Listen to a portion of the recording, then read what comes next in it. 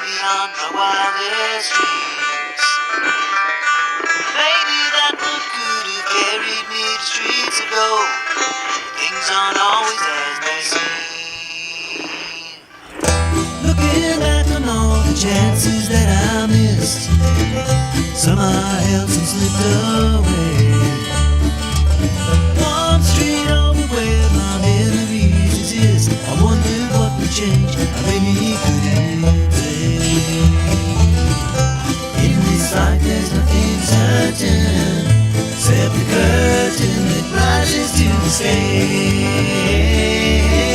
Silly games of second guessing, I just forget the lessons that I couldn't learn. Because one street over there's a life I could have known, would have kept me from the one I had today.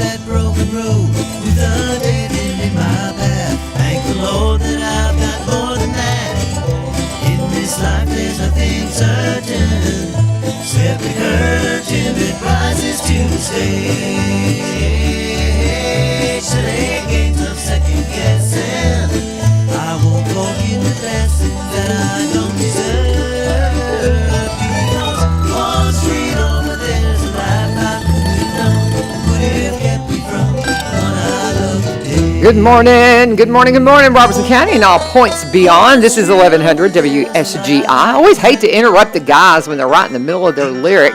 That's the Ridgetop Ramblers. If you're new to the program and you've never really heard what we're doing here, this is 1100 WSGI. That was the Ridgetop Ramblers singing us in. They play our theme song. They're a local bluegrass band, dear friends of mine.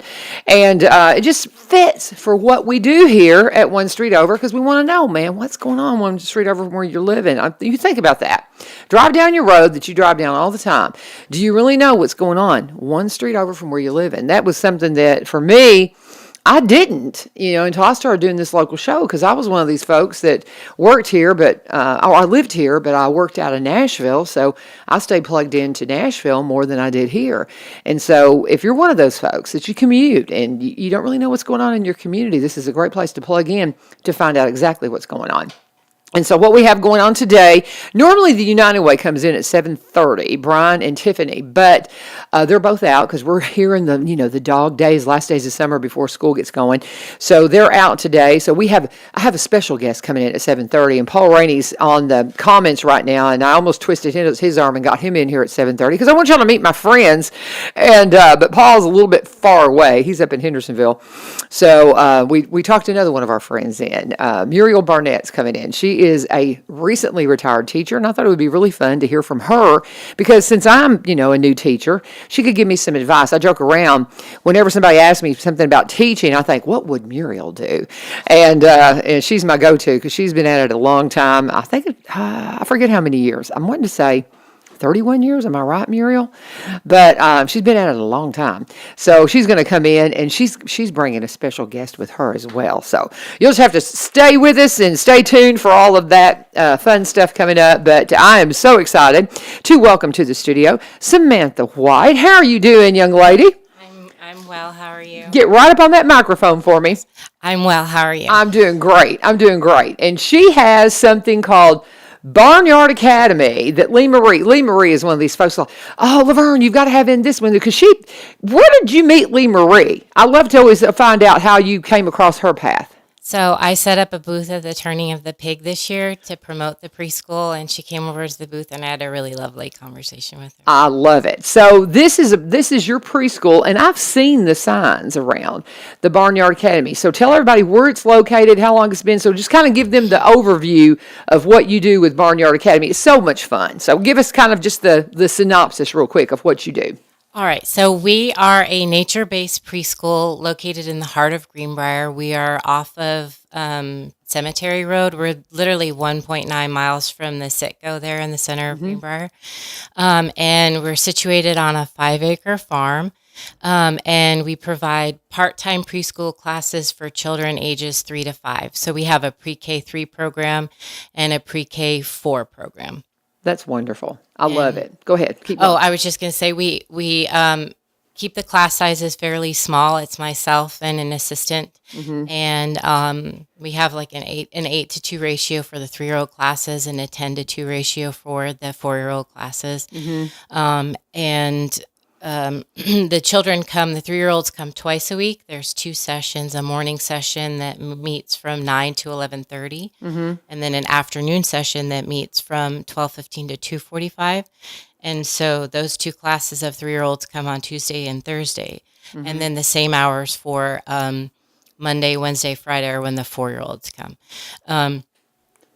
And we cram a lot into that 2.5-hour session. It's really jam-packed, start to finish. I don't think the children feel that, but as an educator, we definitely feel that I keep to a schedule, and I just pack so much into that 2.5 hours.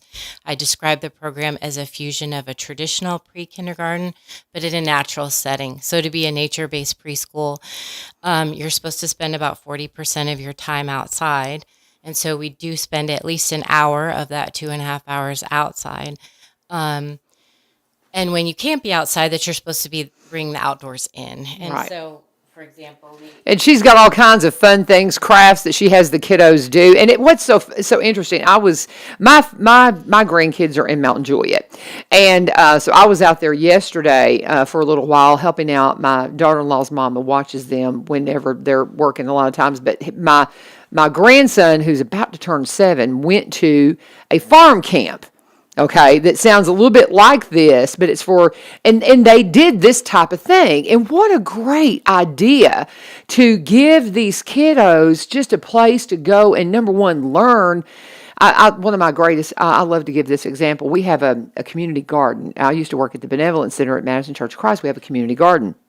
And we had a little kid from the neighborhood that was in there one day, and they'd asked me to go out and pick some things out of the garden, and I took the kids with me, him and his brother, and we went to pick some cucumbers. And I had them pick a cucumber, and he goes, "This looks like a pickle." He had no idea, where a pickle came from. I'm like, well, that's how they start, darling. And so giving kids that opportunity to just kind of see nature. And I love that. I love that. So show us some of the things when you have to bring outdoors in. You making all kinds of fun stuff here. I love your turkey here with your magnolia leaves and your pine. We've done a lot of pine cone crafting, which wasn't how I initially imagined, but it's been really popular with the families. We make these. This was a demo that I had done for the kids, and my daughter was 4 at the time. She made a duck. Oh, I don't think anyone has ever created a turkey. Like all of the children, it's either an owl. We had a special heart one year, ducks, Santa. I mean, all kinds of things. So we make these. I call them Thanksgiving centerpieces. Sure. And then at Christmas, I said all I do is I glue these pine cones on the boards, and then the children glue the pom poms on. This is really popular with the families. Well, the Christmas trees. And then we make snowy owls. I love it. And then do zinnias. Okay, until you get on the microphone, don't talk. Let me see. Zinnias. Let me see a couple of you. Hand me the Christmas tree so I can show it on the sure, camera a little bit better. And maybe hand me the snowy owl. Y'all kind of see. If you're watching on social media, you can get a little bit better look. And the snowy owl, stuffing some cotton down in there. These are just fun crafts for the kiddos. Right here at the dog days of summer, a lot of people like to do Christmas in July stuff. This would be a great Christmas in July thing you could do with your kiddos here in the last, few days of summer. But if we're not going to have rain, get them outside. But if we have any more rain, for sure. And what else have you got there? This was something that at the Turning of the Pig was really popular. We do leaf rubbings. Oh, I love it. There you go. That's fun. Usually in the fall when we're on the letter Sure. L. So I've designed the That's curriculum great. based on the alphabet. And so we start with a unit where we learn about the census because we use our census throughout the school year to explore. Right. And so then we take off and we go from A to Z, and each letter there are at least one, but usually several units that have to do with nature and the outdoors and animals. Like for example, when we start with the letter A, we learn about ants. I have a lot of. Got a lot of ant stuff. And then we You go have for the an little ant hunt. city. You've got the little. You have like the little things where they. No, we just I have a lot of books. Oh, you've got the books because I'm thinking about the little plastic things where you can see the ants crawling around and all of that. And I did think about investing in one of those, but what we do is we actually go outside Go and see we them in their find- natural habitat. Yeah. And then apples, for example, we learn the parts of an apple. We dissect an apple by cutting it in half and looking at and identifying the parts of an apple. And then we compare store-bought to the kind of sad little apples that I have growing in our orchard. But we do grow things, to your point, on the farm. We have a lot of fruits and vegetables. There's a little orchard. We have grapes. The first year we made homemade grape juice I have a steam juicer that allows us to make juice in 55 minutes on the stove. Oh, fun. So we were able to do that within that 2.5 hour time frame, and we put it on ice, and they were able to sample it and bring some home. When we're on the letter I, we make ice cream. We've baked berry cakes. When we're on the letter C, when we're on the letter B, we start our butterfly unit and we play with giant bubbles. So what I tell parents is that every single week, there's at least one major experience, experiment, or art project that we do. I can't even, the booth that I had up at the Turning of the Pig is maybe a fifth of the things that we do. When I say it's jam-packed, I mean, it really is. And reading is a really important part. I have a book that goes along with whatever we're studying that day. And then during snack time, I read another 3 to 4 books to the children. And I have an extensive library. I'm always adding and collecting. I have a lot of favorite authors. And nature-based is also, you're supposed to be learning about the seasons. And so I have a lot of books that go along with the seasons that I'll pull from, and the children. Sorry, You're fine. You're doing great. You're doing great. I have a summer camp, and some of the The allergens. Well, no, there's something going around, and I think I may have caught a touch of it. Sorry, I lost my train of thought there. So the seasons are very important, and that's interwoven throughout. And holidays. I love celebrating holidays. That's a big. We have parties at the school. One thing that I want people to know is that a lot of nature-based schools are purely play-based, and I do think that that is wonderful, but I do have a strong focus on preparing them for kindergarten. That's important to me. I do have a master's degree in childhood education, so I design the curriculum, and I've brought in a lot of things that I enjoyed doing as a child and that I've enjoyed doing with my own children. I do have 5 children of my own. Oh, wow. It's just, I don't know. We have a lot of fun with it. There's for always sure. something going on. We bug hunt. That is a big thing, is insect hunting. And it's pretty cute when one of the girls last year at Circle Time was telling me that she schooled her dad. Her dad said that said that a spider was an insect, and she's like, "No, it's not. Insects have 6 legs." Oh, how fun! Don't you And love it when they can yeah, get one up on their dad on their yeah. parents and stuff? That is fun. I love this. And how long have you been doing this? What got this started? You say you've got your master's. I get that, but now, I mean, truly, how long have you been in business, and what got that going? This is Samantha White. If you're just joining us, and she is from Barnyard Academy. If you've seen anything posted around about that, then you've been a little curious. Well, here you go. And I have been, because I'm a teacher at Greenbrier High School. And so, Greenbrier is near and dear to my heart. So I love hearing all about this. So give me I tell you what, it's already a quarter after. Let me go ahead and do a break here. Let's just kind of keep it on the Greenbrier theme. Let's just start with the racetrack. Highland Rim Speedway, guys, is the old racetrack. And if you want to follow everything that's going on at Veterans Motorplex, that's the name now, you need to tap into Highland Rim Speedway. As I've explained many times, the reason why they kept that is whenever Jerry took over the racetrack, they already had a great following, so why would you dump that? So they kept that social media page, Highland Rim Speedway, but now you'll see the banner there. It says Veterans Motorplex. And what you're going to find out when you go to Highland Rim Speedway or Veterans Motorplex on social media, you're going to see all the things that are going on for the racing that weekend. They do little shows. They usually post on Thursday night, kind of giving you a preview of what to expect that weekend. They will talk about some of the events that happened in the past weekend, talk about some of the local racing heroes, all the things everybody that's a race fan is going to love. And you're like, well, I'm not a race fan. You know what? You probably are, and you just haven't been to the races enough to really check it out because it is so much fun. And I keep showing you this magazine. If you still see these around town, grab one because on the back page is a $40 value anytime during this race season, which goes through October.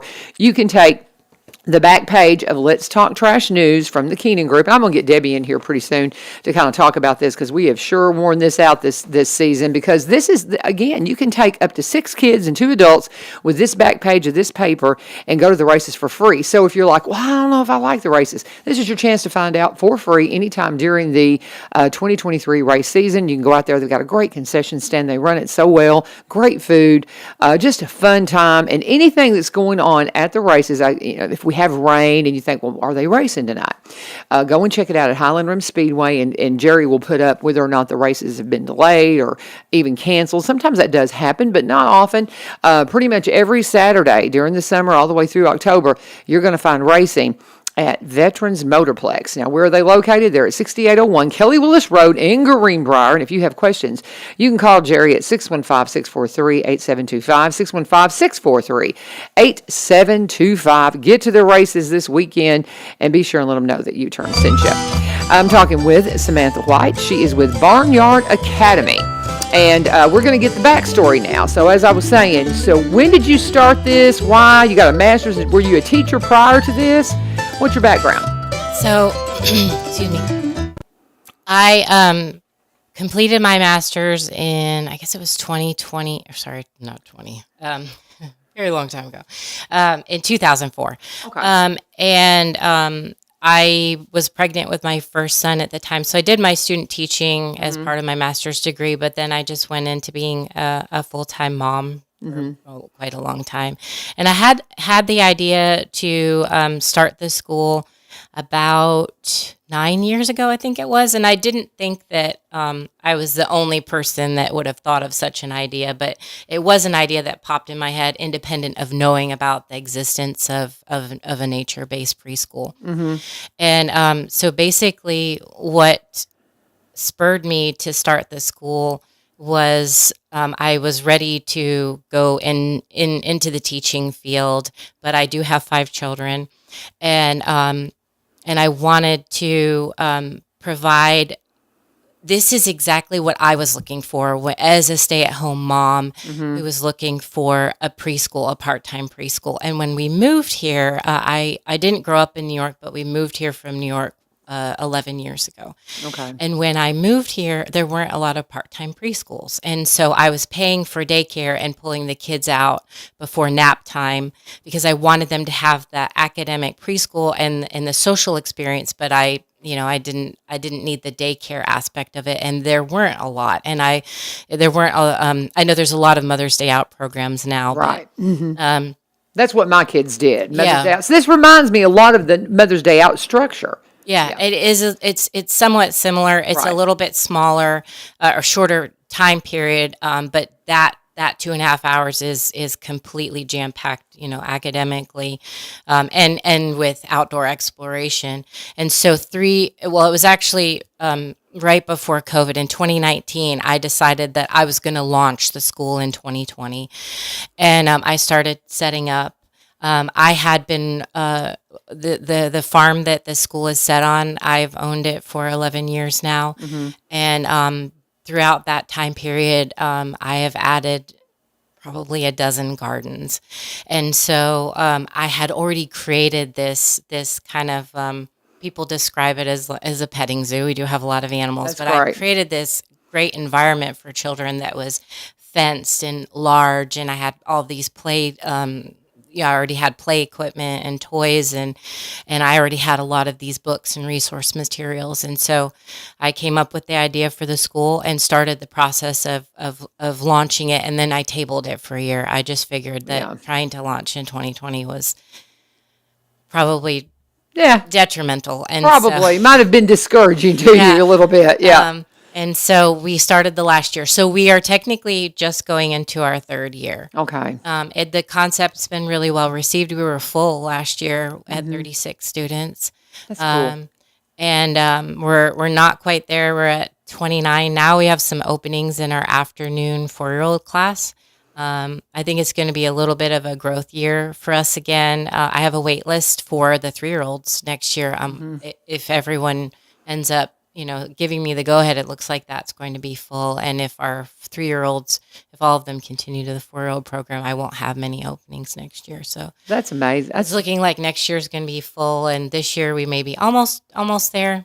So Okay. Well, that is wonderful. I love this idea because I've had 4 boys, 4.5 and under. Okay, because I had twins right out of the gate, and then they they're were. twins too. Yeah. How, I have your- 4 boys as well and a daughter. Oh, God bless you. That's awesome. Where were your twins positioned in the? Oh, I had a son, and then when he was about 2 3/4, You that's had when I had twins. twin boys. Because my twins were 3.5 when the third one was born, and 4.5 when the fourth one was born. So I had 4.5 and under. So it's fun. I never got a girl though. Yeah. And but that is wonderful. So it sounds like we've kind of mirrored each other. But it is so much fun. But people don't realize I was a traffic reporter for 28 years, and very large part of that time I worked out of a home studio.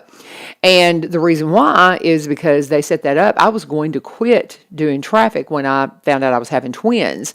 And they're like, well, we can set you up working at home. And I was like, sure. And so that happened. And so I always had my kids with me, but every now and then I needed to go have meetings and things like that. I needed just a part-time, exactly what you're describing. And I think a lot of people need that now because there's more people working from home.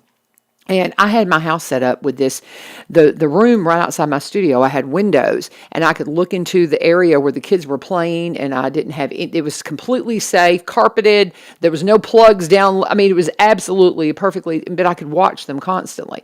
And so it just worked. But every now and then, I needed that part-time daycare, which I found it through churches doing the Mother's Day out. Yeah. So that was the only option I had. I would have loved to have had this. I would have loved to have had this as an option. It's just such a great idea. Such a great idea. So it's allowed me to. I'm involved as a scout leader and have been for a long fun. while, a Boy Scout and Cub Scout leader, and that kind of got the teaching bug. Sparked it again in me. I teach the adventures for the Cub Scouts Sure. and some of the merit badges. I do the animal science and the insect merit badges. Oh, fun. And being in the outdoors and camping and that just kind of, I don't know. It did spark this kind of, hey, it renewed that that thought, that idea that I had 9 years ago to open something like this. How old are your kids? How old are your kids? My oldest son is 16 and a half. My twins are about to turn 14. My youngest son is 10, and then my daughter is 6.5. And actually, when I opened the school, she was 4. And so some of these things, I used her as kind of like my little guinea pig Well, in a sure. way. We would do the crafts, the demos Yeah. together. And so I could see, is a 4-year-old able to do these things, Yeah. and how much help might they need, or Yeah. how to should I modify this to make it so that it's age appropriate. So that was fun, and she still likes to do them with me now, even at 6. And I have been running a summer camp this year for some of my existing students, and my 2 youngest have been joining us, and And we've been helping with having a lot that. of fun. That is wonderful. Climbing trees and playing in Sure. the water. See, I love that. I Yeah. love that so much. And man, get your kids outdoors, guys. And if you need a program like this, so tell them again what your availability is. You've got some openings in what age group? It's pre-K 4. So we do have some children that are delaying kindergarten. So there are some 5-year-olds, 4 to 5-year-olds. The pre-K 4 afternoon session meets Monday, Wednesday, and Friday from 12:15 to 2:45. Okay. In terms of upcoming years, though, we do have a 9 to 11:30 session for 4-year-olds that meets same Monday, Wednesday, and Friday, and then those same hours, 9:30 to 11:30 for the 3-year-olds on Tuesday and Thursdays they come. Okay. And then in the afternoon session meets from 12:15 to 2:30 or 2:45. Sorry, Okay. 12:15 to 2:45. And we do have a website. It's just barnyardacademy.com, and I'm not the best about keeping up with social media. I will respond back to you, but in terms of posting, Yeah. I'm trying to be a little bit better. But we do have a Facebook and Instagram Okay. account, and I do post on there occasionally, and it's just Barnyard Academy. Yeah. So Barnyard Academy, and you're looking for Samantha White, and she's a New Yorker. And so, have you met Sally Shaman? Do you know Sally Shaman? Okay, she lives on Lawrence Lane over here with me, and she is from upstate New York and has been here longer than you, but I don't know how long Sally and them have been here, Sally and Tom. But you need to meet them because as soon as you start talking, I'm like, oh, she's from the same neck of the woods that Sally's from. She has a horse farm up here, and just you guys would hit it off. Yeah, y'all need to meet. Y'all need to meet sometime. But I'm just so glad to meet you. And is there anything we're missing that you think you want to mention? I see that my friend Muriel and her special guest has walked in. You're probably going to want to see who she's got with her. We'll show you in just a minute. But go ahead. That's everything. Okay. I mean, I'm available to schedule private tours all the time, and that's I do that wonderful. frequently. And then I'm able to give you, you'll be able to see a little bit more and give you a little bit more of, and answer questions and see the facility. One Right. thing I would say though that I didn't kind of touch on is that we do have a lot of animals, and that's part of it as well. What kind of animals? We have chickens, ducks, geese, a horse, goats, dogs and cats, a turtle, and then a rotating set of insects and spiders in the classroom. But we do incubate eggs and do stuff that's involved with the animals at times. Okay, as so well. they get to see chicks and all that. Do, yep, that's a Oh, big part. see, this is so much fun. This is just so much fun. I love this idea. Well, it's such a pleasure to meet you. And if you need a place to bring the scouts, we live on Carrs Creek, and we'd love to host some scouts out there. So get Lee Marie to give you my number. If you need a destination for your scouts, I got one for you. Oh, okay, that's We'd wonderful. love to have y'all come out and enjoy the creek and all that. So, but Samantha White, Barnyard Academy is the name of the business, and I just appreciate so much what you're doing because you're just teaching the kids what they need to learn. And as a teacher, the literary aspect of it, your focus on that, huge, because that literacy is just such an issue right now. And that was one thing that someone just commented on recommending the school. She said that both of her daughters left the school practically reading, and so Wow. that was a huge compliment to me because I do always wonder, am I doing enough? Am I are they as ready as I'm hoping they are for kindergarten. That's wonderful. Well done. Thank Well you. done. So nice to meet you. And I hope Lovely to you'll meet stay in you. touch. Get my number from Lee Marie and stay in touch. Okay. But Samantha White, Barnyard Academy, you guys check it out and get on her waiting list, because that's what you're going to have to do, is get on her waiting list. But it'll be worth it. So I love it. Thank you so much for Thank being here. you. I'll let you kind of put your stuff up and make the switch as you head out and Muriel comes in. I'm going to do one of our ads. We appreciate you joining us here for One Street Over. This is, of course, 1100 WSGI. And I'm going to talk about my friends Cumberland Connect. You need to get a hold of Cumberland Connect and be a part of the Gig Club. That is our special club. And if you get Cumberland Connect, you're going to want to be a part of the Gig Club, because it is so affordable, $80, and you get an entire gig. And, when we were talking about working from home, so many people are, and you need that connectivity. You need that high-speed internet. And it seems like everybody that comes in that I talk to, from Mayor Vogel to, we talked to, let's see, who else? Okay, Mayor Vogel, Bill Jones, I believe, Sheriff Van Dyke, let's see, who else? Dr. Chris Causey, our former director of schools. All of us are part of the Gig Club, my friend Gwen, myself. And it is just, it's $80 and you get a gig, and then you don't have to worry about your connectivity and any issues. It is such a blessing. You will be so glad to get this signed up and get this going in your home. Now, here's the deal. You've got to be a Cumberland Electric customer to be able to qualify for this.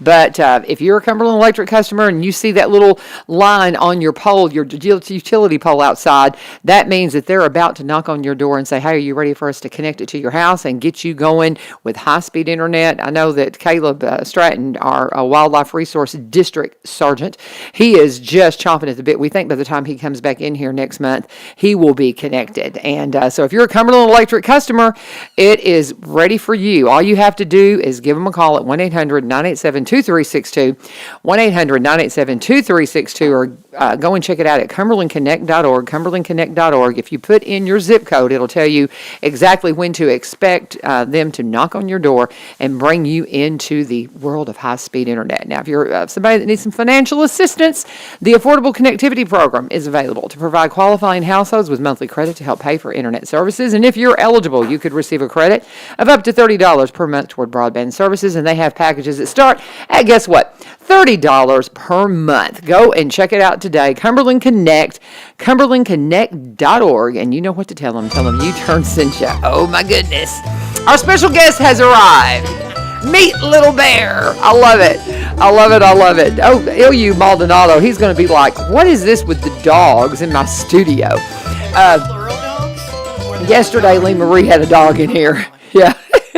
Lee Marie's dog, sorry, Lee Marie is not as cute as Bear. Well, they're all cute. I don't know, Bear is pretty stinking cute. Now, you're going to have to get up on that microphone or we're not going to be able to hear you. Okay. Hey, Little Bear. Hi, Little Bear. What are you doing? As long as we're not whining, we're okay. Yeah. I'm really hoping. So how old is Little Bear? He is 8 weeks old as of this past Tuesday. Oh, my gosh. He's so stinking cute. And I'm so glad to meet you, Little Bear. we had to get up early this morning. We've come to see Laverne. You forget what it is like having a puppy, because I haven't had a puppy in over 12 years. Yeah.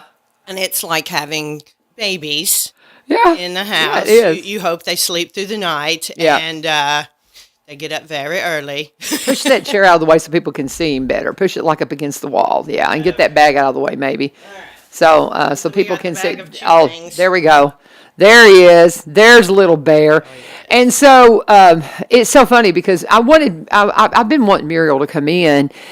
And she said she would after she retired, and she is officially retired. And so last night we were together at church, and I said, I need a favor, because we're trying to get Aaron Spradling in because of the success of Sound of Freedom. You know, he works with human trafficking here in this area. And so we kind of left this day open to see if we could get him in. And so we haven't been able to work it out yet. And so we brought in Samantha. What a fascinating thing, what she's doing with her little Barnyard Academy. I don't know if you saw that. No, I saw all her stuff. Yeah, she has like a barnyard daycare, and cool. and has her master's in education and early education. So she's a teacher. Oh, that's fabulous. Yeah, and you would have loved it. But and so I told Muriel, I was like, okay, I need you to come in and talk to us and give advice to us new teachers, myself, because I joke around and I think, what would Muriel do as I hit all kinds of dilemmas? I'm going to get me a shirt with, what would Muriel do on it? But, that advice that we all need as new teachers, because there's a lot of us career teachers coming in. That's been kind of an initiative, and we don't know the things. So I thought you could offer some insight for that. But then you have this sweet little puppy, and he's just adorable. They just got him this past weekend. And so I said, well, you can bring Bear in and introduce everybody to Bear. Tell them what kind of dog he is and all that, because, there's a reason he's so big, y'all. Yeah. So he's an English Mastiff. Uh-huh. His mom was about 145, 150 pounds. The dad was around 175, 180, which, believe it or not, is not big. It's very average for Mastiff sizes. As I have been on Facebook looking for new puppies, I have seen parents that breeders have that are over 220. Yeah. Like the males are 220, females are over 200. Yeah. And, you think, me personally, I'm like, that would be fabulous. Yeah. The heavier the dog, the more medicine you have to buy, the more of, just you think food, but then it's really everything. Right. So we were perfectly fine to have an average size Mastiff, which most people think, oh my gosh, he looks like a mountain lion. And he is about that size. He will be eventually. Yeah, But yeah. they are the best dogs. They are. They, of course, puppies are puppies. But as adults, my favorite thing to say, and it's really true because we had one for 12 years, their exercise is, I will get up from this couch and go to the other couch and go back to sleep. So, they don't take a whole lot. They're not real high maintenance. You don't have to take them and, run them in the yard or you can take them for walks. They get tired very quickly. Yeah, because they're big. Yep. They're big boys. And what's so funny about how much was Moose? Moose is their dog. He passed away first of the year, I guess. It was January. Yeah. And he'd been going down over the last year. His Mastiffs their lifespan is usually predicted to be 7 to 10 years. Right. Once they get to about 8 or 9, they get arthritis and they have other things. That's when you have to start giving them medicine and all that kind of stuff. But he lived until he was 12 years old and 3 or 4 months. Yeah. And at his heaviest, he was 175 pounds. Oh, By the really? time he Okay. he was not, you think. Yeah, he looked bigger than he that. was bigger. Yeah. But they're just all heft. They're all muscle. And by the time he passed, though, he had gotten a lot skinnier. He was about 135. Yeah. Which is, for normal people, that's still a really big dog. It really is. We may not be normal people. Well, that's true because we have this love. The reason I really wanted to meet him because we have this love, a genuine love for these giant breed dogs. And I know your brother has a Saint Bernard. Yes. So what is it with your family? Because I rescued. Well, we started out. Our first dog was a Newfoundland, which is basically a solid black Saint Bernard. That's kind of how I describe it, and I love it. And I'm going to have a Newfie. I haven't had one in a long time, but we had him for years and years. We had Bull. And all of mine giants live to be very old. Mm-hmm. And it's because we live out in the country and I think that they just had the life they wanted to live and they ended up doing better. Yeah. And so then we rescued a breeding pair of Newfoundlands that had 9 puppies. Now that would be the only ones we had that didn't live a long time. The female had some issues. Mm-hmm. And she ended up just dropping dead when she was about 5 or 6. Yeah. And 2 of her puppies that we ended up keeping had the same thing. There was something going on heart-wise. Something genetic with them. But now her mate, he lived, like Moose did, I don't know, probably 13 years. Wow. And he was beautiful. He was just you had two of them when I met you. It's like first time I had 2 Newfies and I probably had some Saint Bernards too because people heard that we were rescuing giant breed dogs and we kept getting calls. Hey, we've got a Saint Bernard. We've got this, we've got that. And so over the course of we've had oh my gosh, probably 5 Newfoundlands and 2 Saint Bernards, and we also had a Great Dane at one point. So we've had all the giant breed dogs are some of the sweetest dogs ever. Yeah. And don't forget about Cujo and all that kind of nonsense. No. No, these giant breed dogs are the sweetest dogs. If you can handle them, the reason why we ended up with the Newfoundlands was on account of the people who had gotten them wanted to breed them. They couldn't handle them because they were so big. Yeah, and they have to have training. Yeah. And you have to, And they're big. They'll pull you around, And boy, he's a doll. What we love to tease Muriel. Tell them what the UPS driver said when they found out you were getting another. Because tell them a little bit about Moose and what happened, and talk about the UPS comment. Poor Moose, or poor everyone. So if you ever came to our house. When Moose was a baby. When Moose was, I don't know, he was bigger. He would love for people to come to the house and would greet you. He hardly ever barked at anything unless he felt like we were not happy with who was in the driveway, Right. And he would meet people at the car, but he never wanted people to leave. So he would eat their tires. And I'm not talking just nibble at them. No, flat tires by the time you got to the end of the road. We bought, I right off the top of my head, at least 7 tires. Everybody in our family, we bought a new tire for.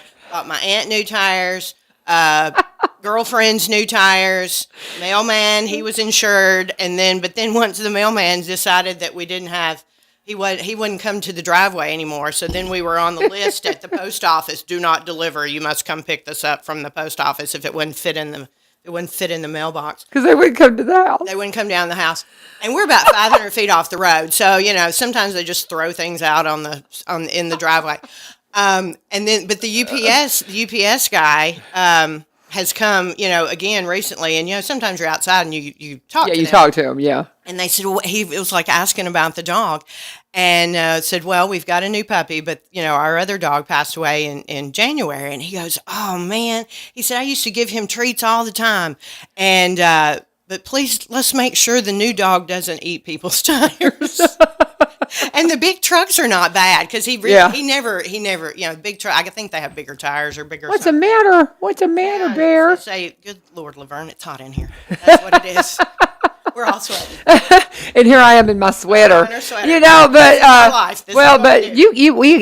I tell you what, I can do a commercial, and if you want to, you can pop the door open, because now that the other show across the way is over, I'm very loud, and so I bleed over into the other studio just because my voice carries, and so Ilyu makes me keep the door shut for the first half hour of my show. I'm sorry, Bear. It's okay. I'm sorry, it's so stuffy in here.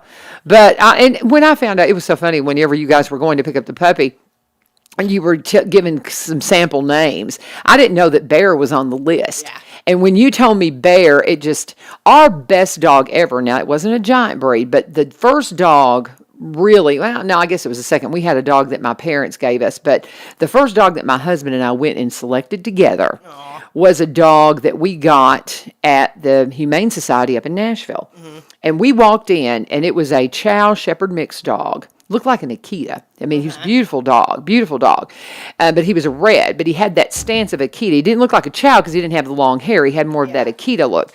But anyway, he was standing in this little kennel with his sisters. He was the only male, and the little sisters were all sitting down, and he was standing over them like standing guard, like, I've got this.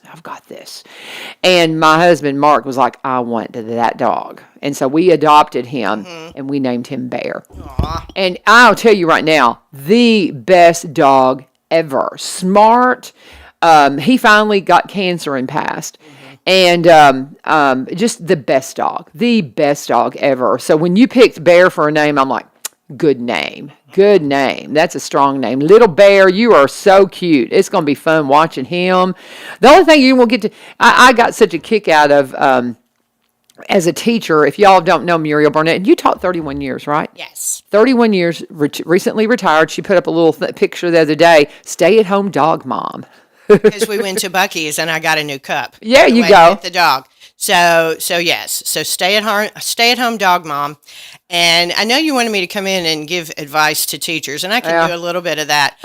But there's some other retirement and end of teaching type things that I'd like to share that I thought about this morning. That sounds good. I can do that too. You can do whatever you want to do. She is my friend. She's one of my very, very best friends. I love how God just brought our paths together, and You know, you just never know when God's going to just drop a new friend in your lap. And she and I met. We kind of gauged the timing because it was right after my daddy had died. And I know one of our elders were introducing us, and I was like a bawling mess, and so it was not a good day for me when we met. And then we found out we lived 10 minutes apart. Just live up the street from each other. We both played basketball. Her a whole lot better than me. She's like she's like a star. I talk about knowing you, and they're like, oh yeah, she was amazing on the ball court. Oh yeah. What? Yeah, of course that whole half court thing. I don't know about Well, that. we didn't. I mean, it's not like we chose to do that. That's what we did until all through high school. I played. You played full played court. full court. I all like through to high just school. tease you. I know. I like to tease you. But I was a star at the half court. Let me tell you. Yeah. 30. Let's see, 32 points average per game in the 8th grade.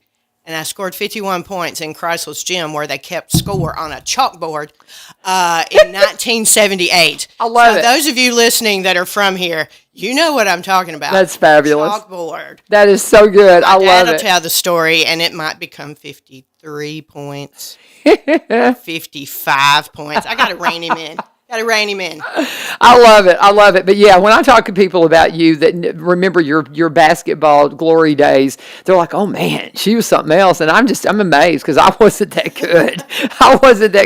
I played because people expected me to play because I was a big girl, and they're like, "Well, you got to play basketball." I'm like, "Okay." I never really, it was not my thing. Well, I love but it. I know you did. But we're going to pause for a second, and we're going to come back and finish my conversation with Muriel Barnett, my dear sister friend, sister in Christ, just sister all the way around, and she is my helper that helps me as I learn to navigate the waters of teaching. She may talk me into getting an English Mastiff too. I don't know, man. I'm kind of digging this breed too. He's so cute. But this is Little Bear. Wanted you to meet him because number one, that's her primary job right now is taking care of this little guy.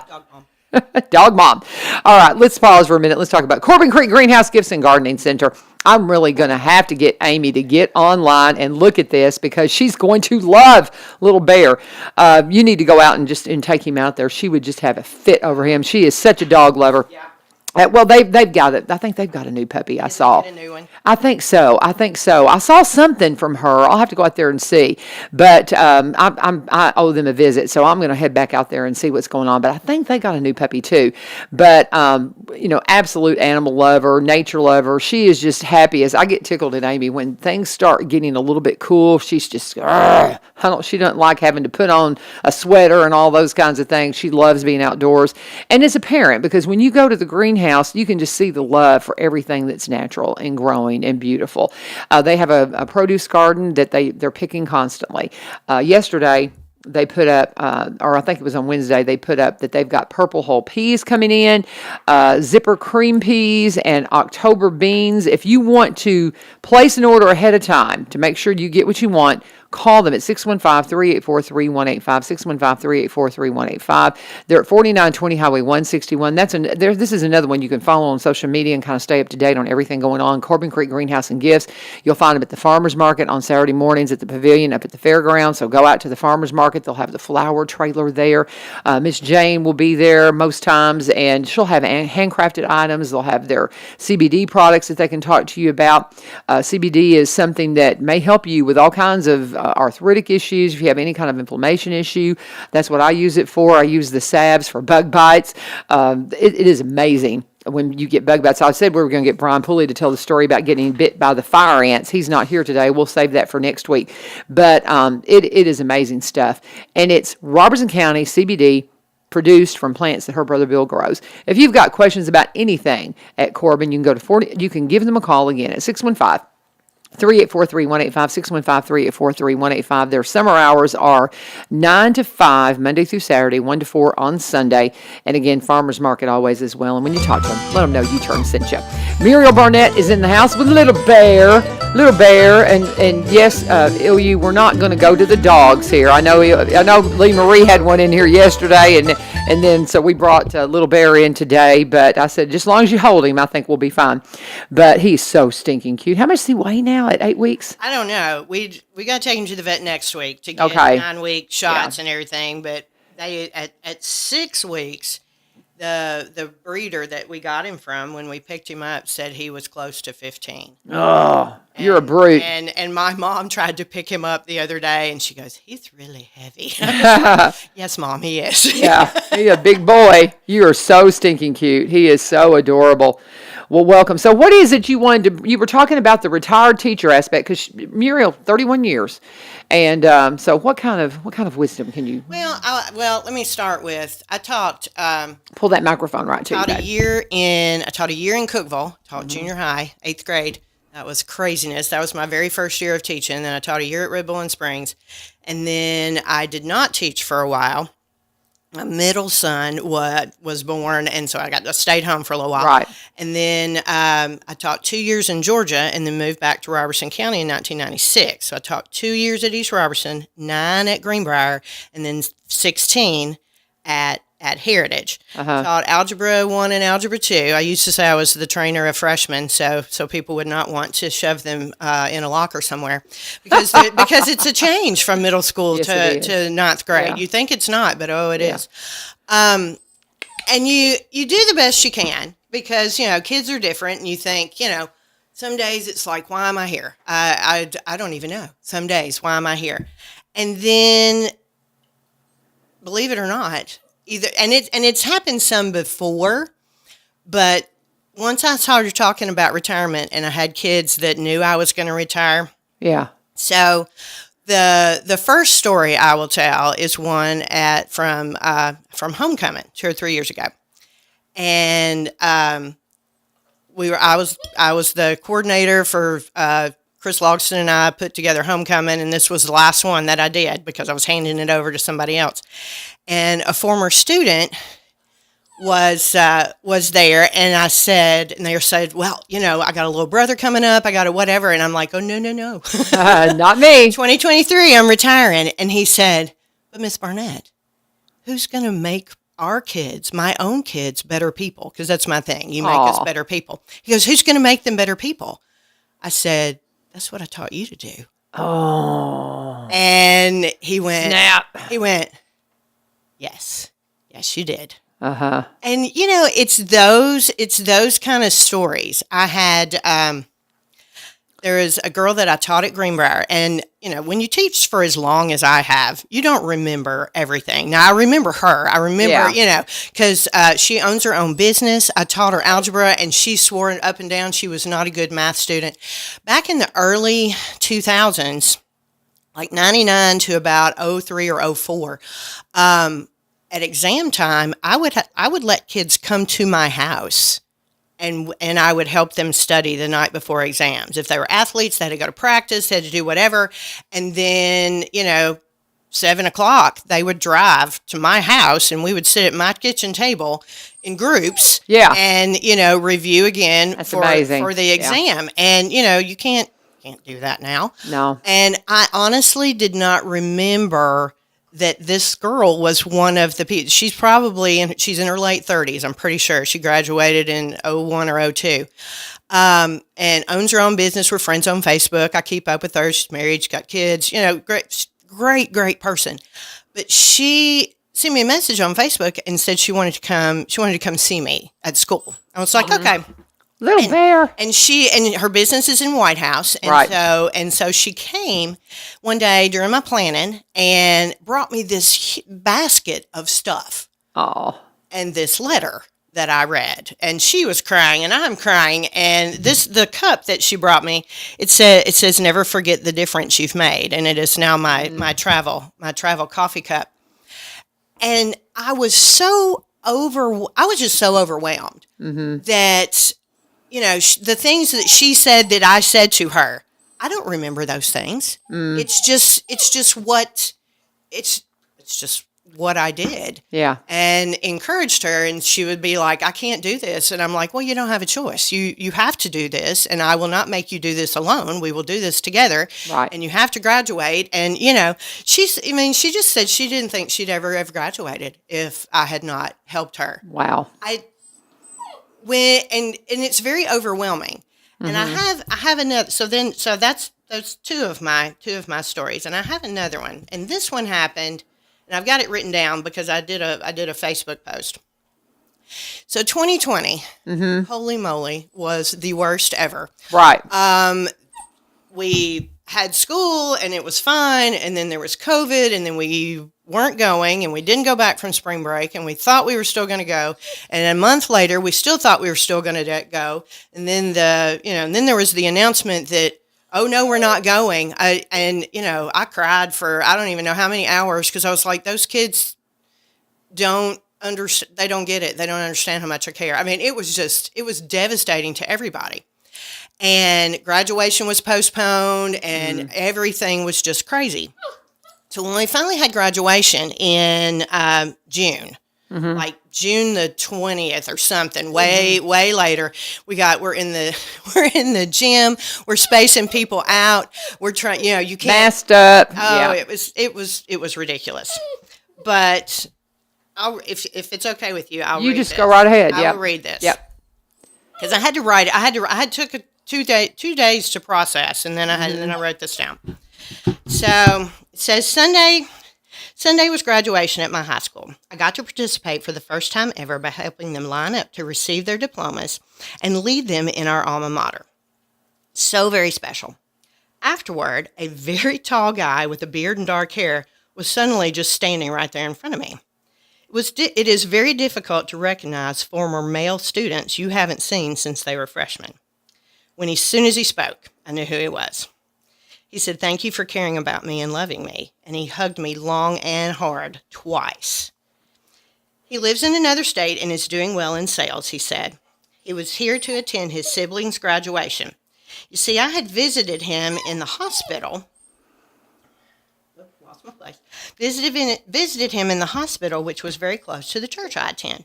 He had complained when he had to go to that hospital that he couldn't get into the one that his dad wanted him to be in. I was able to come, I told him, because it was close to my church, and I probably would not have been able to had it been somewhere else. He was all alone because both of his parents were out of town. I don't know who else visited him those few weeks that he was there, but I felt like I needed to. I don't really remember what we talked about that day. And when he came back to school, I just kind of checked in with him every few days. And just, aside from the regular classroom interactions, to see how he was doing.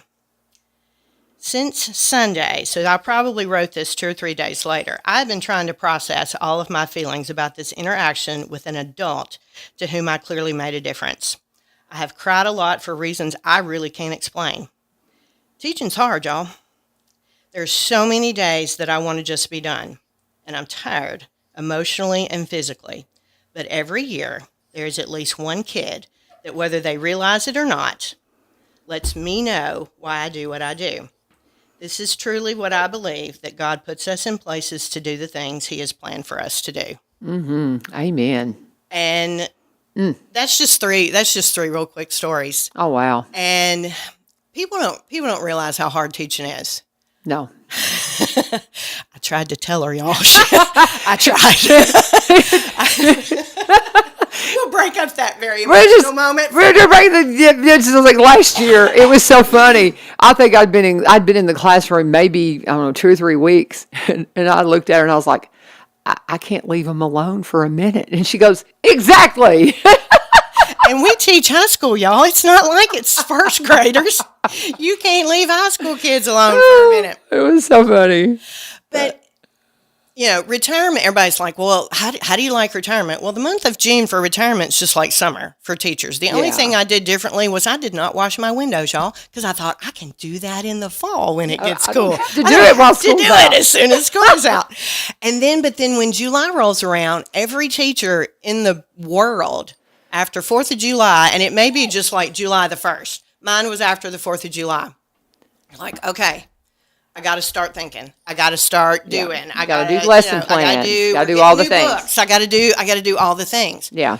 And as my friends are doing all the things, that has been the joy right now of retirement, is I don't have to think about the new textbooks that aren't here yet, or the technology that is not available yet to work, or I don't have to think about grading systems, and I don't have to think about hype night, and I don't have to think about test scores and just all of the things.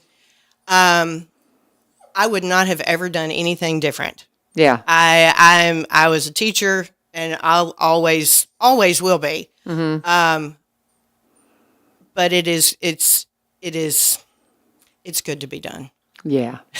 Yeah. It's good to be done. And you know, oh my gosh, it's 2 minutes till. We're going to have to wrap this up because I've still got to do one ad. But I knew this would be fun, just getting to talk with you about your thoughts and meeting Little Bear. I got to do a shout out. I saw Jason Ball giving a thumbs up on the show. I don't know if you're still listening, Jason. Jason Ball is the preacher at Centerpoint Church. I'm in Hendersonville. I really want to get him in here because he's one of my professors. I talk about my spiritual professors. He's one of those that I listen to, and talking about the We Look for Lonely People thing that we do at CR. His family gave us that little mantra. We got that. I stole that from his family. But he is a former teacher. That's the reason why I mention it. He was a history teacher before he became a preacher.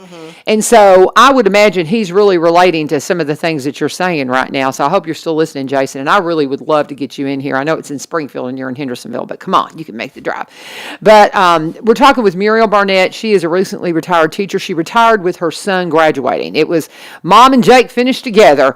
Jake 23. Yep. And okay, is he ready for college? Is he packed? Oh, he's not bought anything that I haven't made him purchase.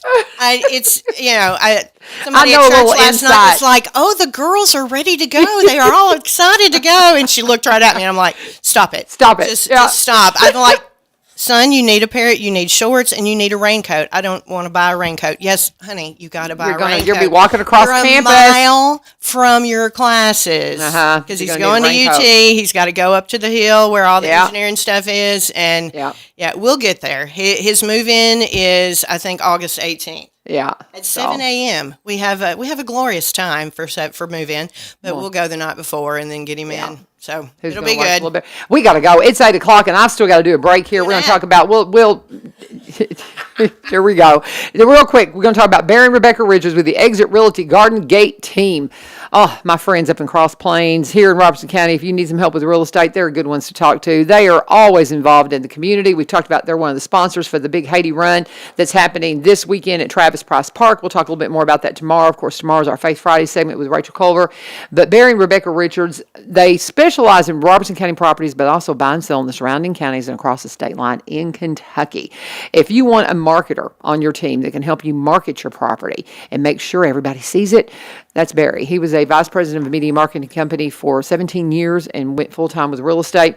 Rebecca, one of the first in the area to be a senior real estate specialist. She's constantly studying and staying up to date on what she needs to know to make sure you're properly represented at the real estate table. Connect with them at sellwithbecky.com, sellwithbecky.com, or by BUYRobertsonCounty.com, or the easiest way, just give Rebecca a call. Their number is 615-504-7425, 615-504-7425.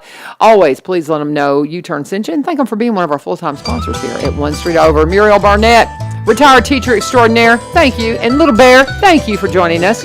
Parting thoughts? Thanks for having us. Oh, absolutely. Thank you so much, friend. Thank you guys for joining us. And yes, tomorrow, Faith Friday, we're going to do a 2-hour segment with the one and only Rachel Culver and Gwen Harder and myself. We're looking forward to it. Hope you'll be a part of it here on 1100 WSGI. God bless.